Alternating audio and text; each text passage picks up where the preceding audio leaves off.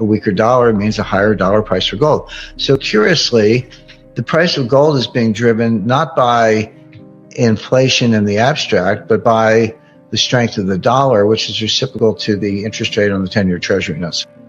But here's what has changed. I talk about gold bull markets and gold bear markets, and I start my analysis in 1971, and I don't have to go through all that data, but that's how I think about it. And you're like, well, Jim, why 1971? Why not before that? And of course, 1971, it was when Nixon stopped redeeming dollars for gold. Americans couldn't even own gold in 1971. It was contraband. It was like drugs or machine guns or something. But foreign trading partners could redeem dollars for gold up until 1971. And then Nixon said no more. And then that was the final decoupling. But prior to that, gold was actually money. In other words, under Bretton Woods, gold was pegged at $35 an ounce. Prior to Bretton Woods, it was pegged at $20.67 an ounce. So going back to the 1920s or earlier, through most of the 19th century. For the United States and sterling, I think it was $4.75. It could be off a little bit on that, but it was four pounds and change. And as late as World War I, say 1913, if you were a Brit and you were getting on the steamer from London to, at the time Bombay, today Mumbai, you took a purse of British sovereigns. British sovereign is about 8 grams, a little bit less. It's not an ounce; it's a quarter ounce, because an ounce is almost too much. Even today, what are you going to do with a 1 ounce coin that's worth almost $2,000? You're not going to use that to buy a pack of gum.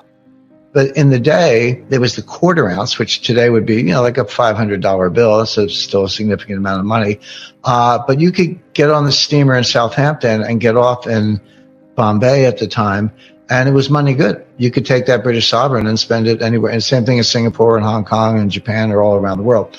So gold was actually money. So it wasn't a question of, what's the exchange rate? It was, the gold was the money, and people thought about it by weight. They said, a sovereign, that's 8 grams of gold. So that's worth, that'll get you whatever.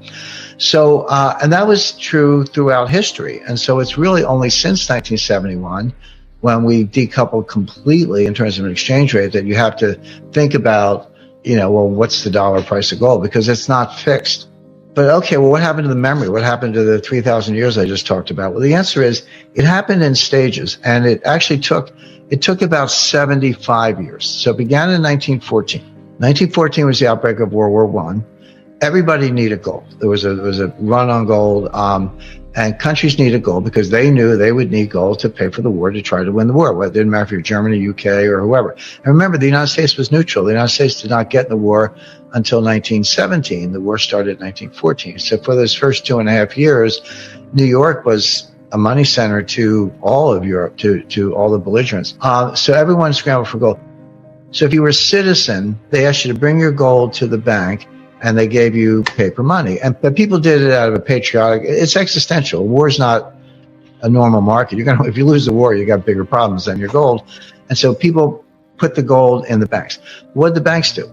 They melted it down and made 400-ounce bars. And they said, don't worry, your money's backed by the gold, but keep using that paper money, but it's redeemable for gold. But, oh, by the way, they're 400-ounce bars. Nobody walks around with a 400-ounce bar in her purse. I'm sure you've seen one, and I have as well. They're heavy. They weigh about 35 pounds. You don't walk around with them. So all of a sudden, the gold was still there, and the paper money was backed by gold in theory, but the gold had disappeared into the banks. That's step one. Step two, and this happened in the 1930s, the central banks took the gold from the commercial banks. So first the commercial banks took the gold from the people. Then the central banks took the gold from the commercial banks, and the Federal Reserve System told all the banks, hey, send your gold to the regional Federal Reserve Bank. And of course, most of it went to the Federal Reserve Bank in New York. So now it's not even in the banks anymore, right? But you're still walking around thinking your paper money is somehow attached to gold. But people haven't seen gold for a while, unless you're a collector. Step three, the United States Treasury and the finance ministries took it from the central bank. In 1934, the United States Treasury seized the gold of the Federal Reserve System. Bearing in mind, the Federal Reserve System is privately owned. And they gave them a gold certificate. And you go to the Federal Reserve System website today and, hunt around a little bit on the links and find the balance sheet of the Federal Reserve, and it's there. And look in the assets. And the first line item is gold certificate, and it's valued at $11 billion. But that's because they value the gold at $42 an ounce. and I've revalued it, the answer is that today's market, that 11 billion is actually worth 470 billion. So the Fed has a hidden asset of 450 odd billion that's not on the balance sheet, represented by a gold certificate. But it's not the gold. The Treasury has the gold. And by the way, where do we keep our gold? I'm talking about the United States. The Treasury owns the gold. The Fed has a paper certificate. The gold is on two Army bases, West Point and Fort Knox. So I would say the Army has the gold. Gold has gone from citizens walking around having it in your purse, to commercial banks, to central banks, to finance ministries, held on an Army base. It's still there. The gold didn't disappear. But nobody talks about it, and everyone pretends it's not money. But of course it's money. But meanwhile, what's happened to the civilian population, the citizens? We stopped talking about it. We stopped saying it. We stopped learning about it. I remind people, just showing my age, but I got a graduate degree in international economics, and I was class of 74. But that was the year the IMF demonetized gold. But I was the last class that was taught gold in an academic setting as a monetary asset. If you're younger than I am and you know anything about gold, you're either self-taught or you went to mining college, because they just stopped teaching it. So now we have two generations of scholars who never learned a thing about gold. So they hid it, they took it, they buried it, they stopped teaching it, they stopped talking about it, and they pretended it's not there. Meanwhile, it is there. And Russia is a good example of someone who takes it seriously. In the U.S., we still have our 8,000 tons, 8,133 tons. We haven't given it away. We haven't sold any gold since 1980, by the way. We got the British to do it. We got everyone else to do our dirty work. The British sold more than half. No, seriously, the British sold more than half their gold. The Swiss sold 1,000 tons. The IMF sold 400 tons in 2010. That was the last significant sale by a monetary institution. Australia sold most of theirs. Canada sold most of theirs. If I were one of these other countries, I would say to the U.S., hey, why don't you sell some of your gold? But the U.S. doesn't. We haven't sold it an ounce since 1980. Inflation is coming down, by the way. And having said that, the target is 2%. So he's not there, but he's making progress. Now, Wall Street's saying, you're done. You did it. Mission accomplished. Inflation is coming down. You got what you wanted. Give it time.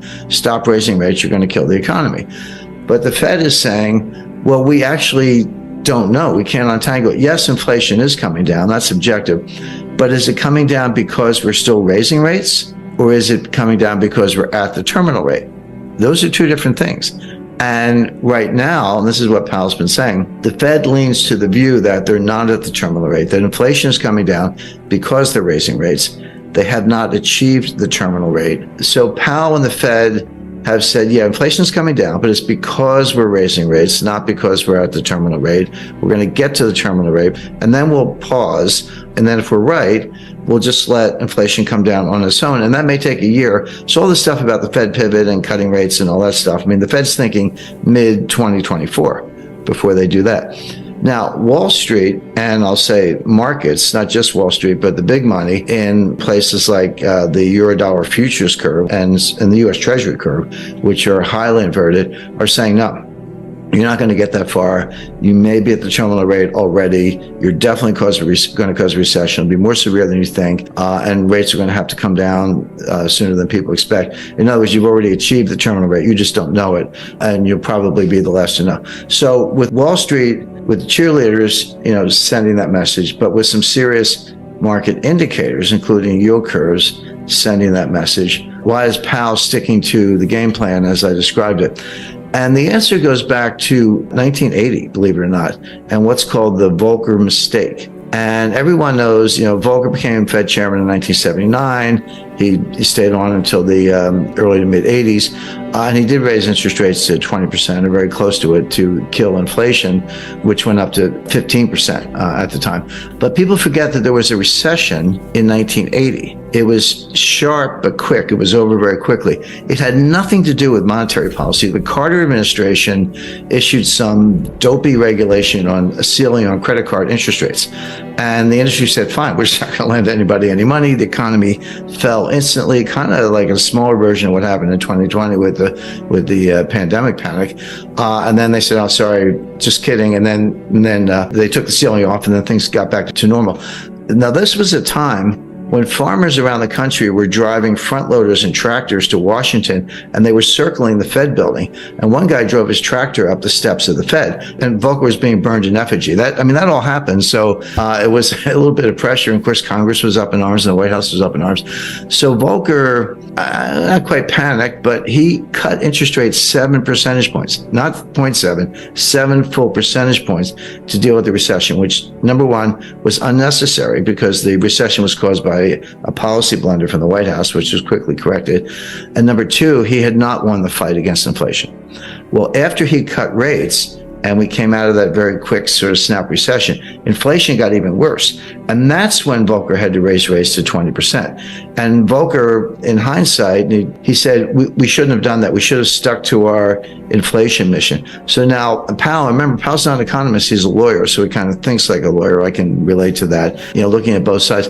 Powell does not want to be that guy. He does not want to be the guy who balks early and cuts rates, the famous Wall Street pivot, before the battle against inflation is won, because the outcome could be exactly what Volcker experienced, which is inflation wasn't done, doesn't go away, comes back stronger, and then you do have to destroy the economy, as we did in 1981-82. That was the worst recession. That was far worse than the little one in 1980. That was the worst since the Great Depression. We've managed to break that record several times since then, but at the time that was horrific. But Volcker and others have said that was a blunder he never should have done. So Powell does not want to give up the rate hikes too early because he does not want to repeat the Volcker mistake. He does not want to be that guy.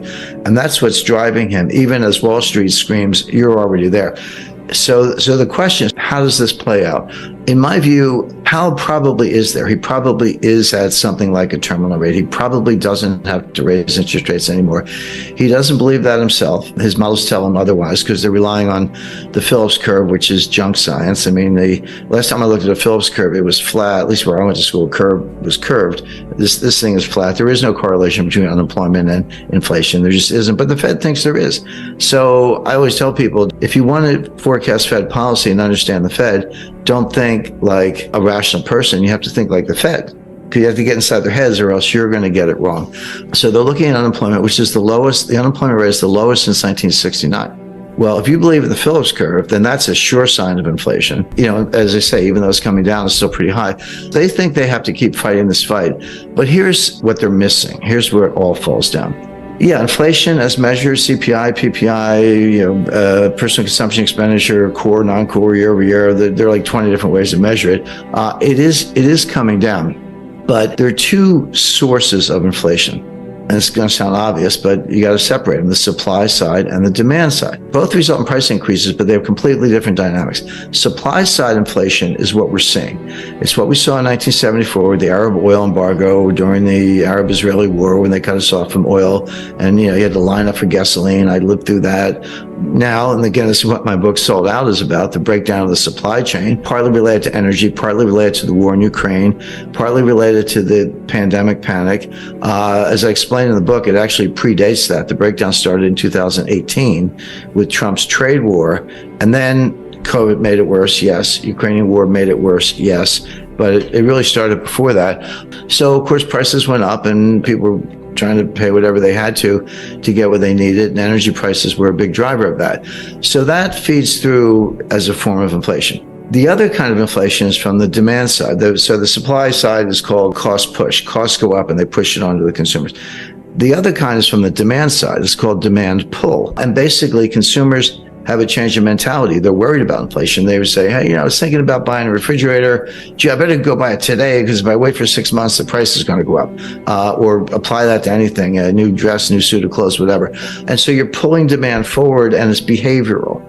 And that will also drive prices up. But they're very different things. Now, cost push can morph into demand pull. That's what happened in the 70s. It started from the supply side, but by the late 70s, 80s, and Volcker, which we've just been talking about, it had tipped over into the demand side.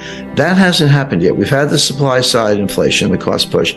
It hasn't yet tipped into demand pull. It hasn't really affected consumer behavior that much in terms of people anticipating more inflation. It could, but it hasn't happened yet. Here's why that's an important distinction. Cost push inflation negates itself. You know, the old saying that the cure for high oil prices is high oil prices. So it tends to negate itself, whereas demand pull feeds on itself. Powell has not made that distinction. And if I'm right, I think I am right, and the evidence backs that up, this inflation will come down, not because the Fed is raising interest rates, but because higher prices destroy demand all on their own. So it does tend to depress demand, destroy demand, and hurt the economy. And then it slows down, and then the inflation comes down on its own. That appears to be happening. But Powell hasn't really made the distinction. He's fighting the last war. I hate to use a cliche, but he's fighting the Volcker war. Powell doesn't want to repeat the Volcker mistake. He thinks the battle's not won. He has to get to the terminal rate. In reality, he's probably already there. The future is very positive for gold. You have the normal vectors. You know, supply is flat, but has been for 6 years. Demand is going up. Central banks have flipped from net sellers to net buyers. That's a big deal. Retail and institutional interest is higher, so that's good. Geopolitical threats, don't need to say a lot. You know, from the U.S. perspective, Iran, China, North Korea, Venezuela, Russia, you name it. So that's the vector. But the biggest driver right now is what I referred to a few minutes ago: negative real rates. Because gold, as a form of money, which is how I view it, competes with other interest rate, competes with other instruments, treasury bills, etc. Well, if they have high yields and gold has no yield, you want the treasury bills. But if interest rates have negative yields and gold's just flat, gold looks more attractive. So that's the main driver, and that's going to continue.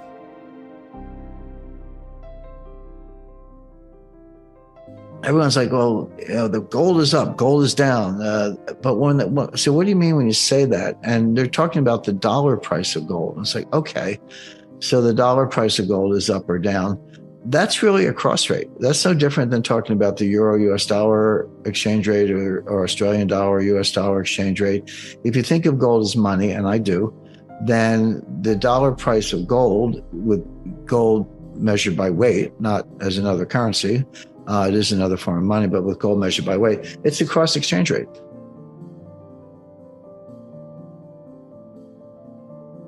When the price goes up, I would say that what's really happening is the dollar is going down. In other words, I think of gold by weight. I'm interested, you know, do you have a ton? Do you have 50 kilos? Do you have 5 ounces? Whatever you have as an individual investor, as a bank, I think of it by weight. Because when someone says gold's really going up, I said, well, no, the dollar's going down. You need more dollars to purchase a fixed quantity of gold, which means the dollar's worth less.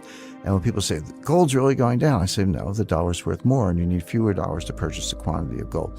You know, when people talk about price, the first thing they do is they're really talking about dollars. You know, there's a euro price for gold, but the world market is based on dollars. You're privileging the dollar as the numeraire. The numeraire is your counting system. You know, is it yards, inches, feet, whatever. And if you put the dollar first and say gold is in dollars and it's going up or down, I think you have it backwards. I think you need to put gold first by weight. And then if it's worth more, the dollar's going down. If it's worth less, the dollar's going up.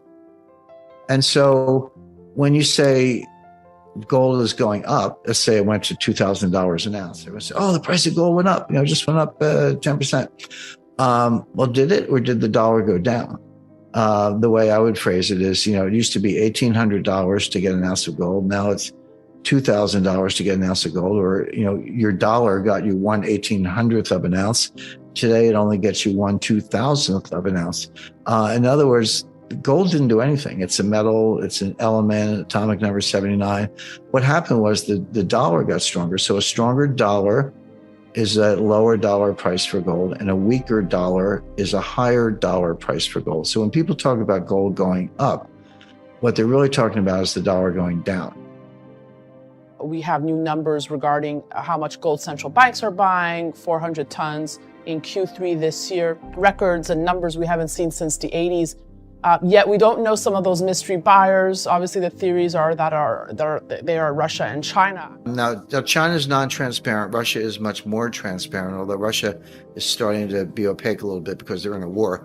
But you can see the inflection point is 2010. So from 1970 to 2010, it's a long stretch, 40 years, central banks were net sellers. It didn't mean everybody sold everything, but Switzerland's down 1,000 tons, U.S. was down 1,000 tons after losing 8,000 tons, or sorry, 11,000 tons between 1950 and 1970. It was down, down, down. 2010 was the year that central banks became net buyers. Now, it doesn't mean every central bank was buying gold. It does mean that they were selling a lot less and others were buying more. And some of the buyers are Mexico, Kazakhstan, Philippines, Vietnam. We know China's a big buyer. We don't know exactly how much. Russia was a big buyer. That is continuing. Now the new players, Iran's non-transparent, but we know they're buying gold. Turkey is buying a lot of gold. Japan had a bunch of gold all along. They never told anybody about. Literally 1 month, their reserves went from 600 tons to 900 tons. Well, you know the market. You can't buy 300 tons in a month, not one country in one order. But they had it all along, but they decided to reveal it, put it on their balance sheet. So Americans don't seem to like gold. I'm not sure Canadians feel much differently or others around the world, but central banks sure do, and I think that tells you something. There's huge demand for dollars all over the world, not because of the currency, but because of collateral, because of treasury bills. Banks need treasury bills to pledge as collateral for derivatives. It's the best collateral in the world. And if you don't have it, you're not going to be able to leverage your balance sheet as much as you would like. You're not going to be as profitable. You're not going to be able to support lending and investing, which is what banks in theory are supposed to do. To support the bloated balance sheets and to support the derivatives, you need collateral. And the better the collateral, the more leverage you can have. The best collateral in the world is a treasury bill. And so there's a mad scramble for treasury bills, which means there's a mad scramble for dollars to buy treasury bills. And that is coming from European banks, it's coming from Chinese banks, and banks around the world, but primarily European and Chinese. And that's not going away. So it's funny to hear people think it's funny to hear anyone talk about a dollar collateral shortage, like, hey, haven't you flooded the world with dollars? Hasn't the Fed printed $9 trillion? And the answer is they have. But that's not the measure. It's a high multiple of that. It's the dollar value of all the collateral. Because in the repo markets, I pledge the collateral to you, and then you pledge it to somebody else, one of our colleagues, and then she pledges it to somebody else, et cetera. That collateral gets pledged 50 times and supports not $1 a balance sheet, but $50 a balance sheet for $1 of collateral. And so you restrict the collateral, you're restricting the balance sheet. The dollar as a reserve currency will not be deposed overnight, but as a payment currency, there's a difference between a reserve currency and a payment currency. Anything can be a payment currency. If I want to pay you with baseball cards and bottle caps and you're okay with that, then it's a currency. So all of these organizations are working on new payment systems right now, and they're going to start to roll them out this year and later. So that's going to be a radical change in how we pay for things. I can give you 20 reasons why the dollar should go down, but I'll give you one big reason why it won't, which is the demand for collateral. And so that's keeping the dollar constant, which is keeping the dollar price of gold constant, because gold doesn't change and the dollar's not changing. Now that'll break, and that'll break in favor of gold, meaning the dollar will get a lot weaker. It'll have to, but it's going to take a few months at least, because the U.S. economy has to get weaker, which it is. The Fed will figure this out maybe by September, next September. And then they'll ease a little bit and they'll try to weaken the dollar to try to give the U.S. economy a boost. But we're not there yet. So it's going to be, now that doesn't mean the price of gold is going down a lot. I'm just saying it's not going to go up a lot. It's going to chug along kind of sideways. But when it breaks, it's going to break big to the upside, because the dollar is going to go to the downside. But that's probably at least still a few months away, maybe longer.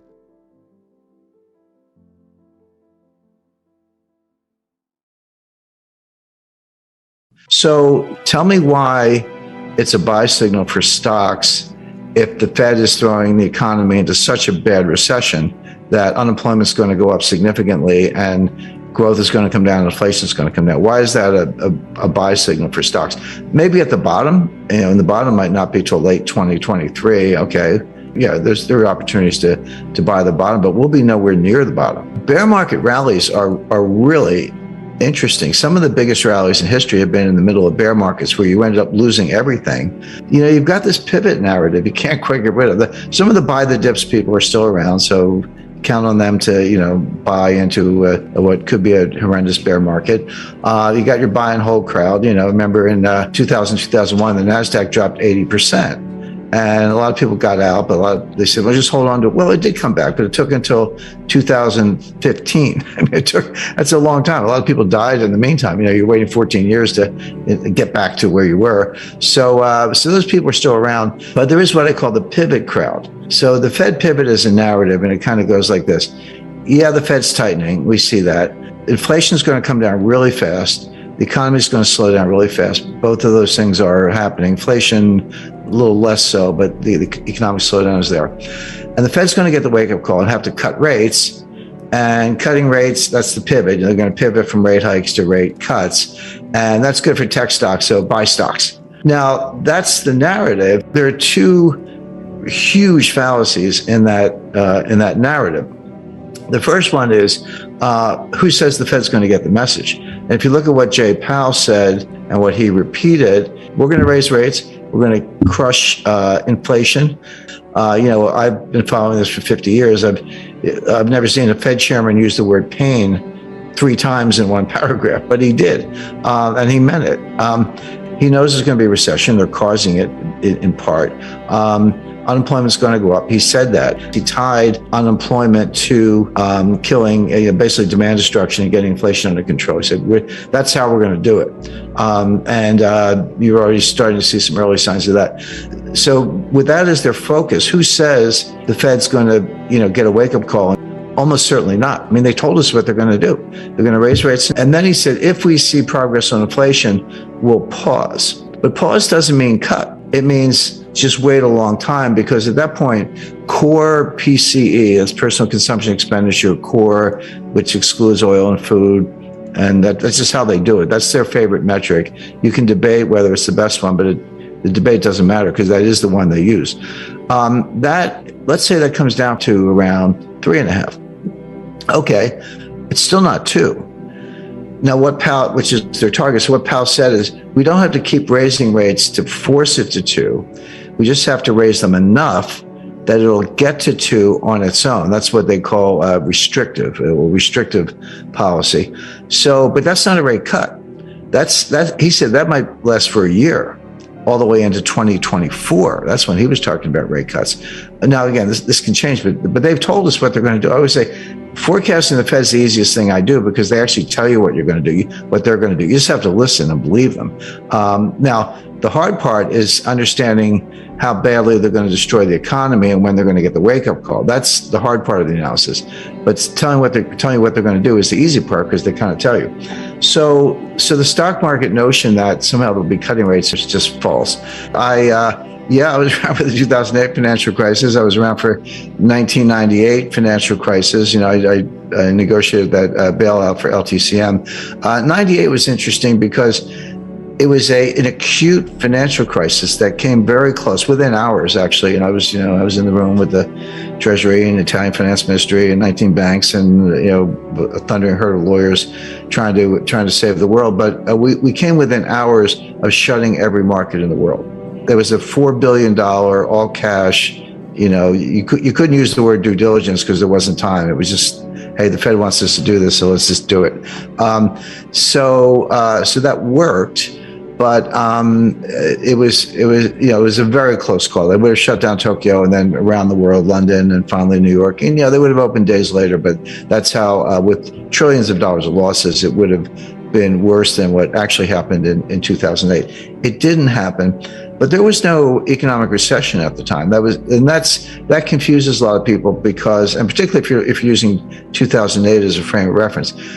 There are financial panics and financial crises and liquidity crises, and there are recessions, some of which are severe. But they're two different things. 98 was an acute financial crisis with no recession. 2000 was a mild recession, but there was no severe financial crisis. Now, NASDAQ collapsed, but there wasn't a lot of leverage in NASDAQ. There was no contagion there, but it didn't spread because no banks failed, no major brokerages failed, et cetera. So in 1990, a mild recession, but no financial panic. October 19, 1987, interesting, stock market fell 22% in one day. Not a week or a month, but one day, down 22%. And that was a financial crisis, but there was no recession. So they're separate things. However, they can happen together. And 2008 was an example. There we had both. But I would encourage analysts to separate those two things. Again, they came together. It was horrific, but they can happen separately. My point is, what's coming is a very severe recession. The monetary tightening on top of a world where growth is deaccelerating, inventories are sky high. The funny thing about the supply chain, we all remember headline, supply chain's broken down, the shelves are bare. So all true. That was happening at the time, and that's when I started working on the book. But what a lot of purchasing managers did, and inventory managers, they doubled their orders. They said, well, or tripled the orders. They said, well, if the supply chain's breaking down and I want just a normal amount, I better order 3 times as much or twice as much just to get what I want. And they did. Well, what happened was by the summer, some of that pressure had been alleviated, and here come the shipments into the warehouses that are twice as much or 3 times as much as what you needed at the exact same time that the Fed was destroying demand. And so demand drops off a cliff, retail sales drop off a cliff, the warehouses go from being empty to being full to the rafters, and now all that merchandise is sitting there. So, Nike, just many examples. So what do you do when you're in charge of inventory? You cut prices. You don't want that inventory. It costs a lot of money to keep it in the warehouses, number one. Number two, a lot of it's seasonal. It's like, who wants to buy, a summer dress in December? Not too many people. So they just slash prices, and that reduces margins and reduces profits. So we're just kind of flying into the face of all that with the Fed tightening rates into weakness. The Fed will be the last to know because they're very model driven and the models are badly flawed, mostly with the Phillips curve and their focus on the unemployment rate, which is not a good measure of what's going on in the labor force. So my expectation is the recession's coming. It's going to be really bad. Inflation is going to come down fast, but not quite fast enough for the Fed. They're going to keep raising rates, destroying demand, raising unemployment, and we're going to wake up with a severe recession, high unemployment, and a much lower stock market. You brought up chapters 1 and 2 from Currency Wars, where you basically highlight this scenario. You said the scenario you presented at the time was that Russia and China would accumulate large gold reserves, pool their gold, and launch a new digital currency backed by gold in the place of the U.S. dollar. Is that the form it would take for you, something backed by gold? Probably, and here's why. And by the way, when I wrote that, and when we did the war game, and when I wrote that, Russia had about 600 tons of gold, and today they have 2,300 tons. China had about 600 tons of gold, and today they have about 2,000 tons, just slightly less, that we know of. And they may have several thousand tons off the books in the State Administration of Foreign Exchange that we don't know about because that's completely opaque. So Russia and China did exactly what we warned the Pentagon about in 2009, exactly, which is increase their gold reserves by a factor of 4 or more. But everyone's like, well, the Chinese yuan is going to be the global reserve currency. No, it's not going to be the ruble. But here's why. Well, there are a lot of reasons, but the main reason is when you talk about reserve currency, you have to understand what that means. It's not like the People's Bank of China has a bunch of $100 bills on pallets stacked up in the basement. When people say reserve currency, what they really mean is the currency of the bonds that they invest in. In other words, they're dollar-denominated assets in the form of treasury bonds or notes. That's what China actually has on their books, not like the dollars per se. So if you want to suggest or hypothesize that the Chinese yuan is going to replace the US dollar as a global reserve currency, where's the yuan bond market? I mean, it doesn't exist. Very small scale, very illiquid, no primary dealers, no win issue trading, no auctions, no repo, no settlement clearance, none of the plumbing and the mechanics of a mature bond market such as the United States. And above all, they don't have a rule of law. I mean, at least if somebody reneges on a treasury bond, you can sue somebody, but you can't do that in China. So the absence of the rule of law, number one, the absence of the infrastructure, the plumbing, for want of a better word, are two reasons why the yuan and certainly the ruble will not replace the dollar as reserve currency. However, what I was hypothesizing then, and I would come back to this, is you can create a brand new currency that does have all that stuff. And in my example, they used a Swiss bank, UK law, put the gold in a third-party depository. If you wanted some of the new currency, you could deposit your own gold and get some of the currency or trade with them or run a surplus. So it was a replacement system, but you would need the gold to instill confidence. But they don't have bond markets, so they're not going to have them soon. So the yuan and the ruble aren't going to replace anything. In the terrifying picture you've just painted, Jim, how should we be protecting ourselves here? Well, you want assets that are going to be immune from a global liquidity crisis. What are they? Land, real estate, gold, silver, fine art. I see Andy Warhol, Marilyn Monroe has gone, they estimate $200 million. You could have bought that for $50,000 in the 1970s. That's a little more specialized, but there are, natural resources, water, et cetera, energy, oil. If you want to be in stocks, okay, get stocks of companies that are based on natural resources, such as ExxonMobil, Chevron. I'm just giving these as an example, but, so there are a lot of ways to protect yourself, but, a regular stock portfolio is not a good one, and banks are going to be in distress. Money market funds are going to be in distress. That's what a liquidity crisis is. We seem to have a huge chunk of our working age population that is not working, and you probably study this more than most people. Like, what's truly going on there? Do we have is it just an aging population that truly can't work? I know that disability it's seen massive growth over the past 15 years. Are there a bunch of people that are opting out or gaming the system or whatever? But what's responsible for us only having 62% of our working age population actually engaged in working? Well, there are two answers to that, but they're consistent. I'll give you both. The short answer is it doesn't matter. You listed a number of factors. I'll go back over those factors, and you're right. But it doesn't matter. It's low is low. In other words, the thing about labor force participation is a very simple calculation. You say how many people are working. That's the numerator, and how big is the labor force. That's the denominator. That's all it is. Now it's never 100%, right? Because there are students and homemakers and retirees and others. There are good reasons for some people not to be in the workforce at any given time.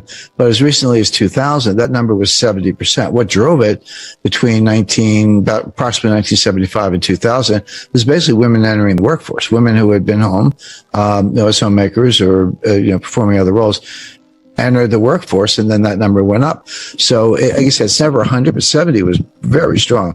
62 is down a lot. That's about a 14% decline. Look, GDP, the standard definition is, is consumption plus investment plus net exports plus, government expenditure, like a 4-part thing. Yeah, but there's a simpler way to do it, which is how many people are working, how productive are they? Just who's working and how productive are they? That equals nominal GDP. And if you have fewer people working, the economy is going to shrink unless productivity is going up, which it's not. And so this is one of the major headwinds. Now, you're right. There are some early retirees. There were a lot of people who stayed home, obviously, during COVID, and it's very well studied and clear that working is a habit. It's a good habit, I think, for the most part, but it's like any habit. Once you break it, it's hard to go back. So once you get used to not working or working from home or, we're just staying home, the government was handing out checks, beginning with Trump in, I believe it was June 2020. Everybody got that one was a $1,400 check. And then in December 2020, at the end of the Trump administration, everybody got a $600 check. And Biden comes in February 2021, not to be outdone. He hands out, I think, a $1,600 check. So everybody got a check, like 2 or 3 of them. And a lot of younger people opened accounts on Robinhood and started trading Bitcoin. That didn't work out too well. But a lot of people saved the money. But there were very definite spikes in retail sales coming within 30 days of the checks. Well, that's not surprising. I give people free money, they'll go buy stuff. And that kind of kept the economy going. It wasn't a real boom, but it It looked good, but we're not doing that anymore. There's no more checks. And so you got a lot of people lost the habit, a lot of people staying home, watching, maybe the World Series or whatever, eating Doritos, but they're not working. And a lot of people out of the habit, but they just got used to government handouts. Not everybody, but some. And the other problem is, because people say, wait a second, how can you have low labor force participation when everywhere you look, there are help wanted signs, which there are. I mean, McDonald's is paying $35,000 for an entry level like cashier or hamburger, maker, with benefits, training, and advancement. Well, that's pretty good for, entry level hamburger person. So there are and people call this a labor shortage. There isn't actually a labor shortage because we just talked about how you've got perhaps as many as 10 million, people between the ages of 25, 54 who are sitting home. But the problem from the employer's point of view, there's a shortage of willing workers. Willing workers, yeah. Not workers, but willing workers. Well, what makes you willing to work? Well, a raise, a good pay is one. As employers can't afford to pay the clearing wage to get people off the couch because they'll go bankrupt themselves. They're working on very small margins. Sales are declining, et cetera. So I'll pay as much as I can to get the workers, but it's not enough to get this person off the couch, so to speak. And so you've got this really weird situation. I use weird in the technical sense, where you have a huge pool of able-bodied, potential workers, but a shortage of willing workers because you can't pay a clearing wage. But that's more a reflection of how stressed businesses and how low margins are. And then you look at the big names. I mean, I guess Twitter is the most recent, but, Amazon, FedEx, Target, they're all looking at big layoffs and big layoff announcements coming every day. So, none of which is good for the U.S. economy. But, the Fed looks at unemployment. I mean, I look at it because you're supposed to know what it is. I mean, I always say, if you're trying to forecast the Fed, you got to look at the world the way they do, even if it's messed up. Like, even if they're looking at the wrong things, which they are, as an analyst, you have to look at them to figure out what they're doing. That's how you do intelligence work. Think like the other guy. But then once I take my Fed hat off and say, well, what do I think? The unemployment rate's almost irrelevant. First, that's a lagging indicator. Secondly, it ignores what we talked about with labor force participation. There is no Phillips curve. I mean, you can draw one. Last time I saw a Phillips curve was flat. Or I went to school, curves weren't flat. But but they're just looking at the wrong indicators. You brought up, chapters 1 and 2 from Currency Wars, where you basically highlight this scenario. You said the scenario you presented at the time was that Russia and China would accumulate large gold reserves, pool their gold, and launch a new digital currency backed by gold in the place of the U.S. dollar. Is that the form it would take for you, something backed by gold? Probably, and here's why. And by the way, when I wrote that, when we did the war game, and when I wrote that, Russia had about 600 tons of gold, and today they have 2,300 tons. China had about 600 tons of gold, and today they have about 2,000 tons, just slightly less, that we know of. And they may have several thousand tons off the books in the State Administration of Foreign Exchange that we don't know about because that's completely opaque. So Russia and China did exactly what we warned the Pentagon about in 2009, exactly, which is increase their gold reserves by a factor of 4 or more. But everyone's like, well, the Chinese yuan is going to be the global reserve currency. No, and it's not going to be the ruble. But here's why. Well, there are a lot of reasons, but the main reason is when you talk about reserve currency, you have to understand what that means. It's not like the People's Bank of China has a bunch of $100 bills on pallets stacked up in the basement. When people say reserve currency, what they really mean is the currency of the bonds that they invest in. In other words, they're dollar-denominated assets in the form of treasury bonds or notes. That's what China actually has on their books, not like the dollars per se. So if you want to suggest or hypothesize that the Chinese yuan is going to replace the U.S. dollar as a global reserve currency, where's the yuan bond market? I mean, it doesn't exist. Very small scale, very illiquid, no primary dealers, no win issue trading, no auctions, no repo, no settlement clearance, none of the plumbing and the mechanics of a mature bond market such as the United States. And above all, they don't have a rule of law. I mean, at least if somebody reneges on a treasury bond, you can sue somebody, but you can't do that in China.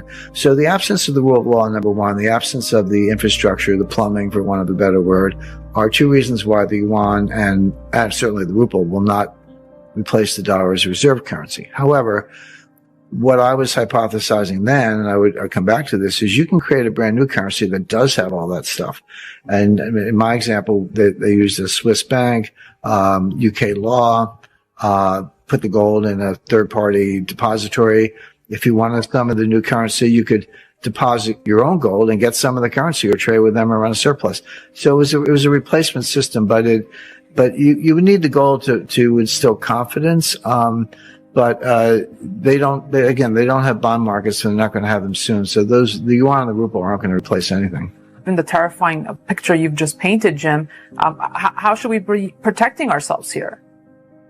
Well, you want assets that are going to be immune from a global liquidity crisis. What are they?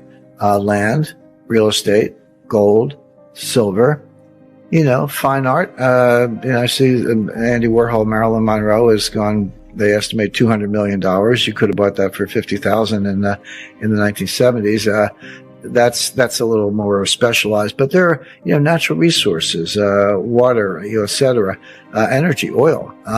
If you want to be in stocks, okay, get stocks of companies that are based on natural resources, such as ExxonMobil, Chevron. I mean, I'm just giving these as an example. But so there are a lot of ways to protect yourself. But a regular stock portfolio is not a good one, and banks are going to be in distress. Money market funds are going to be in distress. That's what a liquidity crisis is. We seem to have a huge chunk of our working age population that is not working, and you probably study this more than most people. Like, what's truly going on there? Do we have is it just an aging population that truly can't work? I know that disability has seen massive growth over the past 15 years. Are there a bunch of people that are opting out or gaming the system or whatever? But what's responsible for us only having 62% of our working age population actually engaged in working? Well, there are two answers to that, but they're consistent. I'll give you both. The short answer is it doesn't matter. You listen to a number of factors. I'll go back over those factors, and you're right. But it doesn't matter. It's low is low. In other words, the thing about labor force participation is a very simple calculation. You say how many people are working, that's the numerator, and how big is the labor force, that's the denominator. That's all it is. Now, it's never 100%, right? Because there are students and homemakers and retirees and others. There are good reasons for some people not to be in the workforce at any given time. But as recently as 2000, that number was 70%. What drove it between approximately 1975 and 2000 was basically women entering the workforce, women who had been home, as homemakers or, performing other roles, enter the workforce, and then that number went up. So, like I said, it's never 100, but 70 was very strong. 62 is down a lot. I mean, that's, about a 14% decline. Look, GDP, the standard definition is, it's consumption plus investment plus net exports plus, government expenditure, like a 4-part thing. Yeah, but there's a simpler way to do it, which is how many people are working, how productive are they? Just who's working and how productive are they? That equals nominal GDP. And if you have fewer people working, the economy is going to shrink unless productivity is going up, which it's not. And so this is one of the major headwinds. Now, you're right. There are some early retirees. There were a lot of people who stayed home, obviously, during COVID, and it's very well studied and clear that, working is a habit, it's a good habit, I think, for the most part, but it's like any habit. Once you break it, it's hard to go back. So once you get used to not working, or working from home, or, we're just staying home. The government was handing out checks, beginning with Trump in, I believe it was June 2020. Everybody got that one was a $1,400 check. And then in December 2020, at the end of the Trump administration, everybody got a $600 check. And Biden comes in February 2021, not to be outdone. He hands out, I think, a $1,600 check. So everybody got a check, like 2 or 3 of them. And a lot of younger people opened accounts on Robinhood and started trading Bitcoin. That didn't work out too well. But a lot of people saved the money. But there were very definite spikes in retail sales coming within 30 days of the checks. Well, that's not surprising. I give people free money, they'll go buy stuff. And that kind of kept the economy going. It wasn't a real boom, but it looked good. But we're not doing that anymore. There's no more checks. And so you got a lot of people who lost the habit, a lot of people staying home, watching, maybe the World Series or whatever, eating Doritos, but they're not working. A lot of people out of the habit, but they just got used to government handouts. Not everybody, but some. And the other problem is, because people say, wait a second, how can you have low labor force participation when everywhere you look, there are help wanted signs, which there are. I mean, McDonald's is paying $35,000 for an entry level, like cashier or hamburger, maker, with benefits, training, and advancement. Well, that's pretty good for, entry level hamburger person. So there are and people call this a labor shortage. There isn't actually a labor shortage because we just talked about how you've got perhaps as many as 10 million, people between the ages of 25 and 54 who are sitting home. But the problem from the employer's point of view, there's a shortage of willing workers. Willing workers, yeah. Not workers, but willing workers. Well, what makes you willing to work? Well, a raise, a good pay is one. As employers can't afford to pay the clearing wage to get people off the couch because they'll go bankrupt themselves. They're working on very small margins. Sales are declining, et cetera. So I'll pay as much as I can to get the workers, but it's not enough to get this person off the couch, so to speak. And so you've got this really weird situation. I use weird in the technical sense, where you have a huge pool of able-bodied, potential workers, but a shortage of willing workers because you can't pay a clearing wage. But that's more a reflection of how stressed businesses and how low margins are. And then you look at the big names. I mean, I guess Twitter is the most recent, but Amazon, FedEx, Target, they're all looking at big layoffs, and big layoff announcements coming every day. So, none of which is good for the U.S. economy. But, the Fed looks at unemployment. I mean, I look at it because you're supposed to know what it is. I mean, I always say, if you're trying to forecast the Fed, you got to look at the world the way they do, even if it's messed up. Like, even if they're looking at the wrong things, which they are, as an analyst, you have to look at them to figure out what they're doing. That's how you do intelligence work. Think like the other guy. But then once I take my Fed hat off and say, well, what do I think? The unemployment rate is almost irrelevant. First, that's a lagging indicator. Secondly, it ignores what we talked about with labor force participation. There is no Phillips curve. I mean, you can draw one. Last time I saw Phillips curve was flat. Or I went to school, curves weren't flat. But that's, but they're just looking at the wrong indicators. We have new numbers regarding how much gold central banks are buying, 400 tons in Q3 this year, records and numbers we haven't seen since the 80s.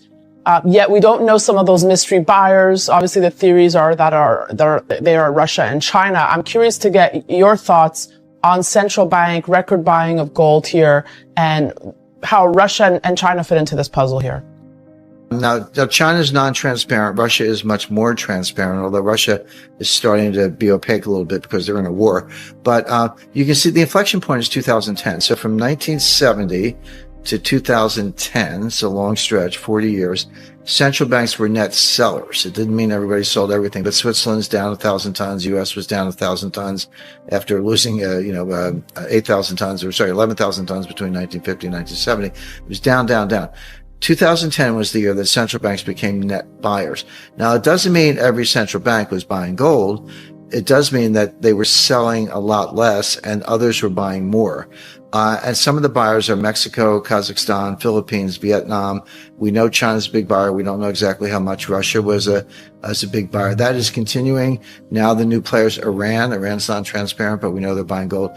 Turkey, is buying a lot of gold. Japan had a bunch of gold all along. They never told anybody about. Literally 1 month, their reserves went from 600 tons to 900 tons. Well, you know the market. You can't buy 300 tons in a month, not one country or one order. But they had it all along, but they decided to reveal it, put it on their balance sheet. So Americans don't seem to like gold. I'm not sure Canadians feel much differently, or others around the world.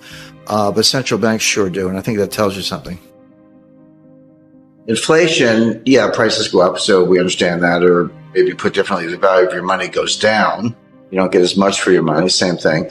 But inflation, broadly speaking, has two causes. One is called cost push. This comes from the supply side. So there's a shortage of oil there, and we've got a financial and economic war going on between Russia and the United States. The U.S. really started, but U.S., EU, Canada, Australia, Japan versus Russia.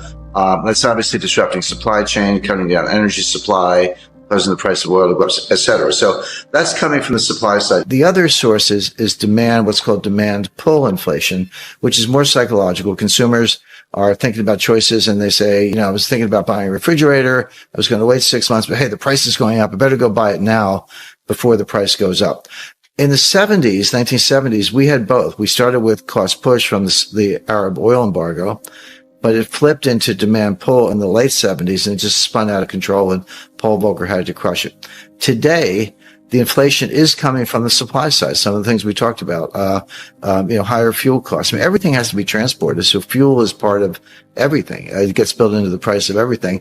And there are other shortages and bottlenecks and, costs that have to be taken up by manufacturers and distributors. The Fed can't drill for oil. The Fed can't plant wheat. The Fed can't make semiconductors. So they can't do anything about this. And the supply chains are breaking down. They were breaking down before the war in Ukraine, but Ukraine has made it worse. The Fed can't do anything about cost push. They can't do anything about the price of oil. But they're looking at the demand side, saying, hey, if this supply thing goes on long enough, eventually the psychology will change and we'll get demand pull and behavioral. And that is really hard to change. So what they're trying to do, they know they can't change the supply side, but they're trying to squash the demand side before it gets out of control. And this is the thing that the markets and investors are not ready for. Inflation is going to come down fast. There's even some danger of deflation and a major U.S. recession in 2023. And no one's ready for that. I mean, people talk about recession, but it's going to be worse than they think. And then they ramp up the printing press again, Jim. Yes, but it doesn't work. $9 trillion of QE didn't do any good. I mean, how does the Fed do QE? They buy bonds from banks, give the money to the banks give it back to the Fed as excess reserves. What does that do for the economy? Nothing. Zero rates, again, it doesn't work. They don't have the tools. They're preparing for what we're talking about, which is a world where the dollar as a reserve currency will not be deposed overnight. But as a payment currency, there's a difference between a reserve currency and a payment currency. Anything can be a payment currency. If I want to pay you with baseball cards and bottle caps and you're okay with that, then it's a currency. So when we see the BRICS Plus, the Shanghai Cooperation Organization, OPEC Plus, China individually, all these countries are the Eurasian European Economic Union, which is, Putin's answer to the EU. All of these organizations are working on new payment systems right now, and they're going to start to roll them out this year and later. So that's going to be a radical change in how we pay for things. When the price goes up, I would say that what's really happening is the dollar is going down. In other words, I think of gold by weight. I'm interested, do you have a ton? Do you have 50 kilos? Do you have 5 ounces? Whatever you have as an individual investor, as a bank, I think of it by weight. Because when someone said gold's really going up, I said, well, no, the dollar's going down. You need more dollars to purchase a fixed quantity of gold, which means the dollar is worth less. And when people say gold's really going down, I say, no, the dollar's worth more, and you need fewer dollars to purchase a quantity of gold. When people talk about price, the first thing they do is they're really talking about dollars. There's a euro price for gold, but the world market is based on dollars. You're privileging the dollar as the numeraire. The numeraire is your counting system. Is it yards, inches, feet, whatever? And if you put the dollar first and say gold is in dollars and it's going up or down, I think you have it backwards. I think you need to put gold first by weight. And then if it's worth more, the dollar's going down. If it's worth less, the dollar's going up. In 1914, when World War I started, all the major powers went off the gold standard. They said, we got to keep our gold. This is real money, and this is how we're going to win the war. And the Bank of England was faced, and the Exchequer was faced with the same choice. Keynes was an advisor to the Exchequer. He said, don't go off the gold standard, stay on the gold standard. And the reason was that if you did that, you would preserve your reputation and preserve your credit. He said, the war is not going to be won with money or gold. It's going to be won with credit. But if you stay on the gold standard, you'll have the credit. And that's exactly what happened. Jack Morgan, Pierpont's son, organized huge loans for England and France and nothing for Germany. And England won the war. So the point is, Keynes got that right. Now, flash forward, 1925, he's talking to Churchill, and Churchill wants to go back to the gold standard. And Keynes is telling him, you got the price wrong. We can't go back at, £4.25 or whatever the exact rate was. We've got to devalue the sterling by half because we doubled the money supply to fight the war. Churchill ignored Keynes's advice, and they went into a depression before the rest of the world. Flash forward 1944, you're at Bretton Woods. Keynes wanted a gold standard. And this isn't speculation. He wrote papers. He gave formal presentations. So 1914 is pro-gold. 1925, he's telling Churchill, you're nuts. You can't go back to a gold standard at this price. 1944, he's pro-gold again. I call that a pragmatist. Supply side inflation can feed to the demand side. Demand side inflation can feed on itself. But supply side inflation alone does not feed on itself. It tends to destroy itself. There's an old saying, the cure for high oil prices is high oil prices. In other words, if you make them high enough, and going back to what I just said about putting gas in your tank, think of all the things you're not spending money on. And that causes business failures, layoffs, higher unemployment, lower velocity of money. You stay home, like you said, you don't go out basically. And that's what's happening now. So we're starting to see inflation come down. When it comes down a little bit from, 8.2% to 7.7%, people go, oh, it's still high. Well, it is still high, but that's a noticeable drop. And we've seen that a couple of months in a row. What's going to happen faster than markets and investors expect is that this inflation is going to come down so fast. It's going to be a strong form of disinflation. Now, disinflation is still inflation, but it's lower inflation. In terms of response functions, it bears a closer resemblance to deflation than it does to inflation, even though it's still a form of inflation. When inflation is coming down, what else is going on? Well, real interest rates are going up, and the economy is slowing down. And then it could even tip into deflation. That would be a shock to the system. In that world, cash is your best performing asset because the real value of cash actually goes up in deflation when everything else is crashing around you. So yeah, we're in inflation right now. It's painful, but it's starting to fade more quickly than people expect. And my forecast, based on a lot of analysis, and it's all in the book, Sold Out, is that this disinflation, borderline deflation will prevail, and by really just in a few months, January, February, March 2023, if not sooner, we're going to be in a very severe recession. And people are going to be surprised at how quickly inflation comes down, and they won't be positioned for it in terms of their portfolios. I mean, for example, a 10-year Treasury note would be a very good performing asset in this world because yield maturity on 10-year Treasury notes has been recently 4%, but now it's around 3.5%. That could come down to 2.5% in a heartbeat, even lower, and that would produce huge capital gains. So it's a big deal for investors and asset allocation and portfolio management, and a lot of people don't see the disinflation coming. We have new numbers regarding how much gold central banks are buying, 400 tons in Q3 this year, records and numbers we haven't seen since the 80s. Yet we don't know some of those mystery buyers. Obviously, the theories are they are Russia and China. I'm curious to get your thoughts on central bank record buying of gold here and how Russia and China fit into this puzzle here.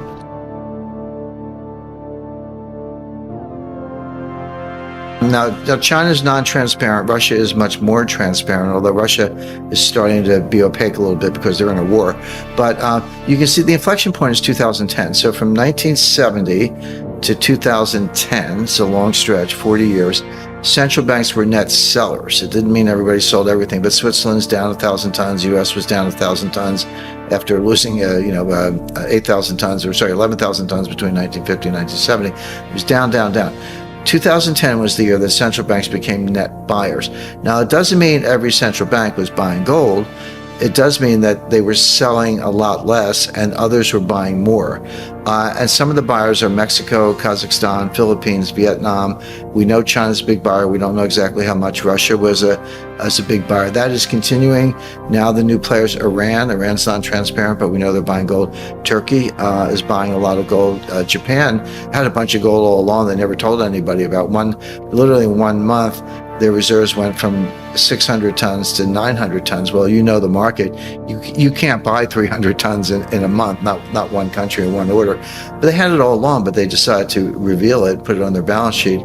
So Americans don't seem to like gold. I'm not sure Canadians feel much differently or others around the world, but central banks sure do, and I think that tells you something.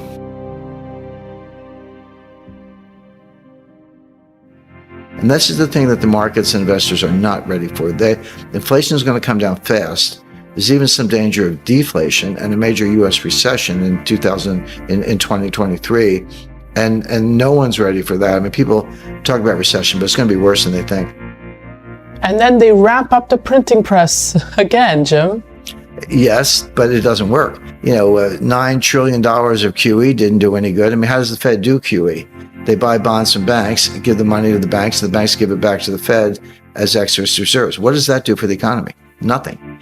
Zero rates, again, it doesn't work. They don't have the tools. They're preparing for what we're talking about, which is a world where the dollar as a reserve currency will not be deposed overnight. But as a payment currency, there's a difference between a reserve currency and a payment currency. Anything can be a payment currency. If I want to pay you with baseball cards and bottle caps and you're okay with that, then it's a currency. So when we see the BRICS Plus, the Shanghai Cooperation Organization, OPEC Plus, China individually, all these countries are the Eurasian European Economic Union, which is Putin's answer to the EU. All of these organizations are working on new payment systems right now, and they're going to start to roll them out this year and later. So that's going to be a radical change in how we pay for things. When the price goes up, I would say that what's really happening is the dollar is going down. In other words, I think of gold by weight. I'm interested, do you have a ton? Do you have 50 kilos? Do you have 5 ounces? Whatever you have as an individual investor, as a bank, I think of it by weight. Because when someone said gold's really going up, I said, well, no, the dollar's going down. You need more dollars to purchase a fixed quantity of gold, which means the dollar is worth less. And when people say gold's really going down, I say, no, the dollar's worth more, and you need fewer dollars to purchase a quantity of gold. When people talk about price, the first thing they do is they're really talking about dollars. There's a euro price for gold, but the world market is based on dollars. You're privileging the dollar as the numeraire. The numeraire is your counting system. Is it yards, inches, feet, whatever? And if you put the dollar first and say gold is in dollars and it's going up or down, I think you have it backwards. I think you need to put gold first by weight, and then if it's worth more, the dollar's going down. If it's worth less, the dollar's going up. In 1914, when World War I started, all the major powers went off the gold standard. They said, we got to keep our gold. This is real money, and this is how we're going to win the war. And the Bank of England was faced, and the Exchequer was faced with the same choice. Keynes was an advisor to the Exchequer. He said, don't go off the gold standard, stay on the gold standard. And the reason was that if you did that, you would preserve your reputation and preserve your credit. He said, the war is not going to be won with money or gold. It's going to be won with credit. But if you stay on the gold standard, you'll have the credit. And that's exactly what happened. Jack Morgan, Pierpont's son, organized huge loans for England and France and nothing for Germany. And England won the war. So the point is, Keynes got that right. Now, flash forward, 1925, he's talking to Churchill, and Churchill wants to go back to the gold standard. And Keynes is telling him, you got the price wrong. We can't go back at, £4.25 or whatever the exact rate was. We've got to devalue the sterling by half because we doubled the money supply to fight the war. Churchill ignored Keynes's advice, and they went into a depression before the rest of the world. Flash forward 1944, you're at Bretton Woods. Keynes wanted a gold standard. And this isn't speculation. He wrote papers. He gave formal presentations. So 1914, he's pro-gold. 1925, he's telling Churchill, you're nuts. You can't go back to a gold standard at this price. 1944, he's pro-gold again. I call that a pragmatist. Inflation, yeah, prices go up, so we understand that. Or maybe put differently, the value of your money goes down. You don't get as much for your money, same thing. But inflation, broadly speaking, has two causes. One is called cost push. This comes from the supply side. So there's a shortage of oil there, and we got a financial and economic war going on between Russia and the United States. U.S. really started, but U.S., EU, Canada, Australia, Japan versus Russia. That's obviously disrupting supply chain, cutting down energy supply, causing the price of oil to go up, et cetera. So that's coming from the supply side. The other source is demand, what's called demand pull inflation, which is more psychological. Consumers are thinking about choices and they say, I was thinking about buying a refrigerator. I was going to wait 6 months, but hey, the price is going up. I better go buy it now before the price goes up. In the 1970s, we had both. We started with cost push from the Arab oil embargo, but it flipped into demand pull in the late 70s and it just spun out of control and Paul Volcker had to crush it. Today, the inflation is coming from the supply side. Some of the things we talked about, higher fuel costs. I mean, everything has to be transported, so fuel is part of everything. It gets built into the price of everything. And there are other shortages and bottlenecks and costs that have to be taken up by manufacturers and distributors. The Fed can't drill for oil. The Fed can't plant wheat. The Fed can't make semiconductors, so they can't do anything about this. And the supply chains are breaking down. They were breaking down before the war in Ukraine, but Ukraine has made it worse. The Fed can't do anything about cost push. They can't do anything about the price of oil. But they're looking at the demand side, saying, hey, if this supply thing goes on long enough, eventually the psychology will change and we'll get demand pull and behavioral. And that is really hard to change. You cannot forecast what they're going to do. It's a guessing game regarding the Feds because they're the ones that run the show, the BlackRocks and the Blackstones and all the private equity groups that are in charge. If they put pressure on the Fed to lower interest rates, they're going to do it. It's not about we the people. It's about the ones running the show.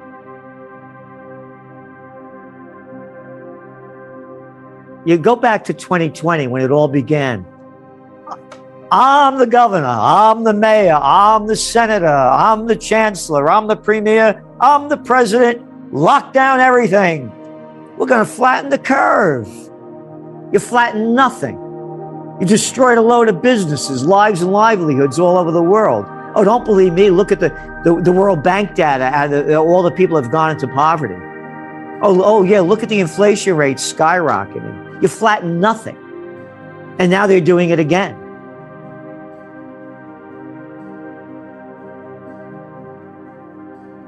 Oh, remember in 2020, by September 2020, after Labor Day, people would be going back into the offices? Oh, you forgot that one? Oh, let's go to 2021. Oh, remember people will go back in the offices after Labor Day?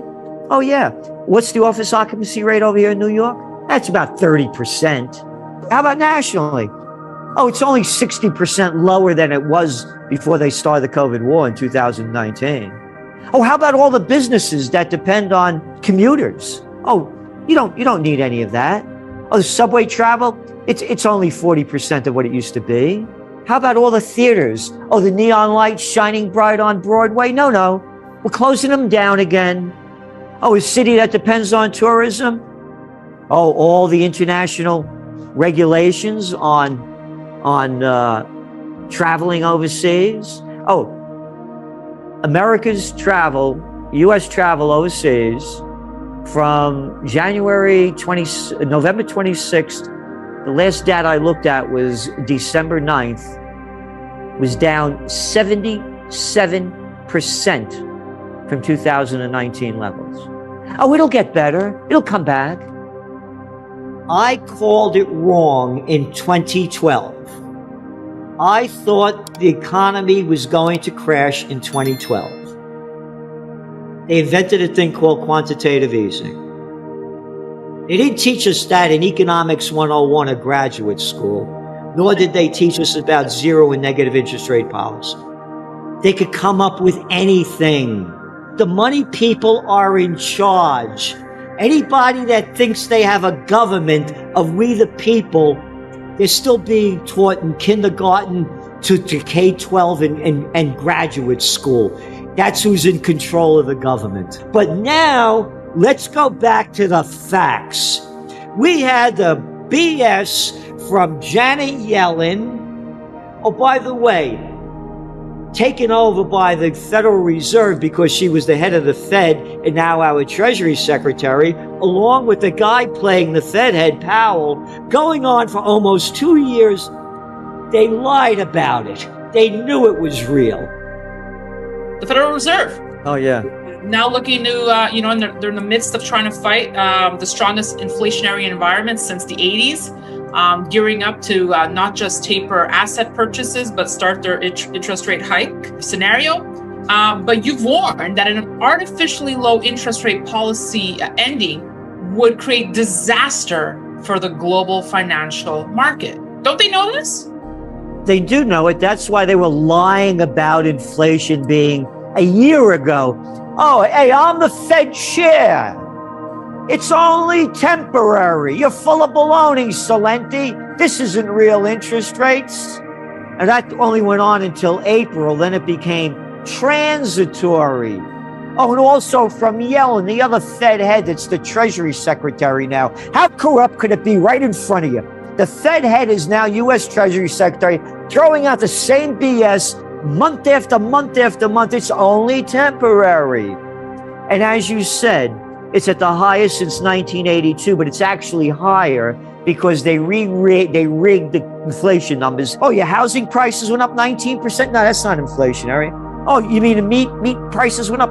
Oh, they're not eating steak now, they're eating beef, so no, that didn't go up either. The real inflation rate, according to John Williams' shadow stats, is about 15%. You actually have negative interest rates when you look at inflation. And the only reason the markets have gone up is all the cheap money they've pumped into it in the United States, in Japan, in the EU. All of this cheap money, merger and acquisition activity, all-time high. Stock buybacks, boom, hitting another boom. All the cheap money artificially threw this thing up. All the cheap money coming in from governments to artificially prop it up. Hey, here's your $600 a week. Stay home. Remember that one? So the whole thing has been artificial. My belief is when Fed rate hits 1.5%, this thing goes down hard, big, and the biggest crash in world history. I said, what a bunch of baloney this is. They're shooting at this crap that, oh, inflation's only temporary. And then it went to transitory. So they were either too stupid to know where it was going, or they knew where it was going, which I believe they did, and they're artificially keeping the cheap money flowing in, because when interest rates go up and the cheap money flow stops, the economy is going to go down and the equity markets are going to crash. Look at the insider trading. They're selling out now big time. It's like $69 billion. Meantime, stock buybacks are hit at all-time high because they're getting the money for nothing, buying back the stock so it looks like there's less of them available, and keep artificially pushing the prices up. Look at merger and acquisition activity, all-time high, cheap money. When you look at the real interest rate, what was the inflation rate that just came out? What was it, 6.8%? Oh, and what is the Fed rate? Oh, near zero. So what am I, stupid? You got negative interest rates. Oh, and Germany's now sinking possibly into a recession, the richest country in Europe, and they're still keeping interest rates into negative territory. This is criminality, because the only ones that are benefiting are the bigs. The bigs. Look again at the merger and acquisition activity. Every day, buying out, and the little people going out of business. And the bigs are getting bigger. Here's my greatest fear and why I feel the way I do as a trend forecaster. When all else fails, they take you to war. The supply chain was breaking down before COVID. Now, of course, COVID made it worse, yes. And the war in Ukraine made it worse, yes. But this really started with Trump's trade war in 2018. That, like I said, there's a thread that runs through all these things. So not to throw out my hands, I'm not going to do that. But when you ask me that, I'm thinking, well, you want to talk about China, Ukraine, supply chain, Biden, they're all a big deal. In terms of tragedy, probably the war in Ukraine is the most important because it's highly, highly significant economically and strategically. But of course, it's a human tragedy going with it. If Chinese real estate implodes, okay, there's some hardship here and there, but it's not like people being killed or maimed or forced into refugee status. And that is part of what's going on in Ukraine. So that's probably the biggest single one, but I wouldn't miss the fact that all these things are going on at once. The number one question, of course, everyone's concerned about inflation, but there's a big backstory there. But I always say when it comes to your own money, everybody has a PhD in economics. You don't need Larry Summers to tell you what's going on with your budget and your, ability to feed your family or keep a roof over your head.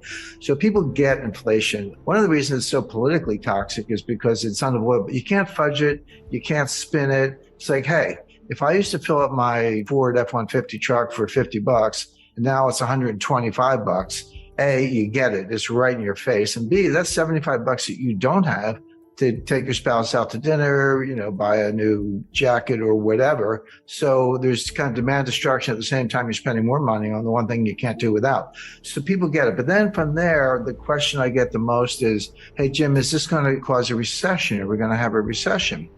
And as recently as a few months ago, I would say, yeah, I think so. You can see it coming late this year, early next year. Now I say we're in a recession. I mean, it's not coming. We're in it.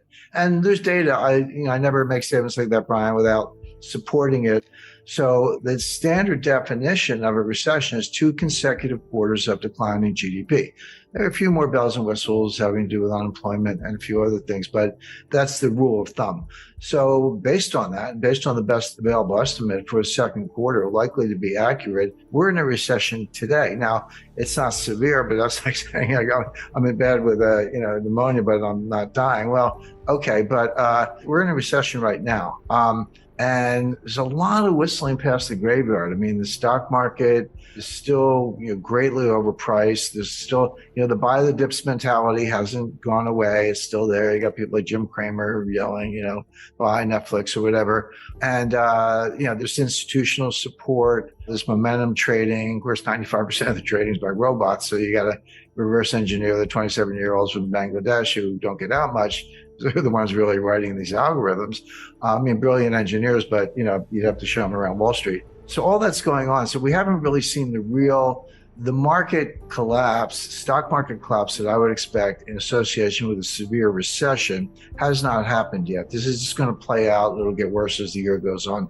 All right. So you're expecting a major correction in stock markets on the back of a recession. I'm not alone. That is my expectation. I have my own models and I look at it closely. But if you listen to Michael Burry, Jeremy Grantham, Charlie Munger, these people have been around and they run, hundreds of billions, and they're saying the same thing. So every now and then someone will throw some statistic at me and I go, how long is your time series? And I go, oh, we took it back 5 years. I was like, talk to me if you've done it for 100 years, because that's a little more meaningful. But Jeremy Grantham actually did do a 100-year time series and looked at bubbles all over the world, 1929 US, 1989 Japan, 2000 dot-com stocks, and many others. And he said he's never seen anything like it. It's a triple greatest bubble of all time times 3 in the sense that it's real estate, stocks, and other asset classes. So, I do. That is my view, but it's shared by a number of other analysts.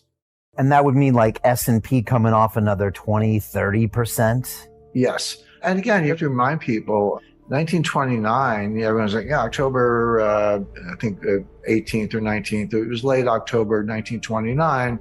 The stock market fell 22% in 2 days. It wasn't one day. It was like 12% one day, 11% the next day. So 23% over 2 days. But that wasn't the crash. That was the beginning of the crash. This Dow Jones fell 82% from top to bottom. Now, it took 3 years. It bottomed in June 1932. Started in October 1929, so not quite 3 years. But that fell 82%. And that happens. So, we're down, NASDAQ's down, bounced back a little bit in recent days, down close to 30%. Dow and the S&P down over 20%. We're in bear market territory, but that's just the beginning. That's not what a full bear market, full market adjustment looks like in the face of the kind of recession that I expect. Talk to me about inflation, because I was looking at some of the inflation numbers, and you have to go back to the 80s to see anything that's approaching double digit.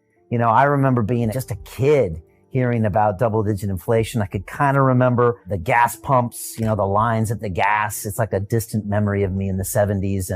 But how do you talk to younger people these days about what inflation is or it means? Because I don't think people really grasp what it actually means to your savings or to the economy in even a medium term. That's exactly right, Brian. And if you're a little younger than I am, but I lived through it. Started my career in banking in 1976. And I remember my wife and I used to kid each other. She was in advertising, I was in banking, and the inflation was so bad, you'd get a raise every 4 or 5 months. And you didn't have to ask. They would just give it to you because they knew that you were going to quit if they didn't keep up. So she would get a raise, and she was making more than I was at the time. So we'd go out to dinner, and I would get a raise, and I was making more than she was. So we would just tease each other about that. But that's how it was. And the psychology was, if you needed a TV set or refrigerator, new car, whatever, you say, I better buy it now because the price is going to be higher. If I wait a month or 2 months, the price is going to run away from me. So it had huge behavioral effects. Of course, gold was, going to the moon. There was a lot going on at the time. But Brian, you're right when you say we're putting up inflation numbers today that are the highest in 40 years. That is correct. 41, actually, it was 1981 before we saw these numbers. But I remind people, the inflation in 1981 was the end of a 10-year period of inflation. It wasn't the beginning. You say, that's some inflation. Yeah, we did. But it had started. In some ways, it started in 1968, and it really took off in 1974, 75. So 81, these numbers, that was when Volcker finally got it under control. But you go back to 80, between 77 and 81, so that 5-year period, the dollar lost 50% of its purchasing power. Not 15, 50 in that 5-year stretch. So you were putting up numbers, 10%, 11%, 13% and higher year after year. Yeah, in 1981, it was, 9 or 10, which is what they're comparing it to today. But that was on the downslope. It had been higher than that in 77, 78, and 79. So the question is this the beginning of an inflationary surge where it's going to get even worse and it is going to last 5 years? Or is it different than that? But keep that in mind, because the 40-year comparison, it is correct, but that was the tail end of an even worse episode. And again, there is this comparison to the 70s. By the way, I think the situation we're in today is very different from the 1970s, and I'll explain why. In the 70s, it was triggered from the supply side with first the Arab oil embargo in 1973 as a result of the 1973 Arab-Israeli war. And then the price tripled, but it went from $2 to $6. Okay. Well, percentage terms, that's a huge jump, but it was still $6. And then it got to 12. And then in 1979, you had a second oil embargo because of Iran and the Ayatollah and the revolution and the hostages and all that. And then it went from kind of 12 to 20. So oil went up by a factor of 10 in the course of the late 70s because there's two different embargoes. So that's coming from the supply side. But what happened was the other source of inflation is on the demand side. So you have what's called cost push inflation. That's where, supplies choked off, or there's an embargo, or there's a shortage, natural disaster, a lot of things. It's coming from the supply side, and demand is inelastic, so you just pay up or, kind of do without. But the demand side is much more psychological. That's called demand pull inflation. That's when consumers behave the way I described. And as I said, I lived through the 70s, where, hey, I better buy it today. I better buy it now. You're pulling all this demand forward and bidding up prices because you're worried that it's going to get even worse. So as that applies to today, we are starting with the cost push inflation, mainly the price of energy, but the price of food is a big factor. And of course, they're related. It's like, here's the energy, here's the food. Where do you think the food comes from? To get the food, you got to feed the pigs and cows. What do you feed them? You feed them corn. How do you get corn? Well, you grow it on a farm. You need nitrogen fertilizer. You need diesel in your tractors. You get the food, you got to put it in a truck to get it from point A to point B. That requires diesel. The higher the diesel price, the higher the cost of food because you're moving it by truck, etc. So these things, as I say, are linked. But food prices are going up substantially, and the two things you can't do without are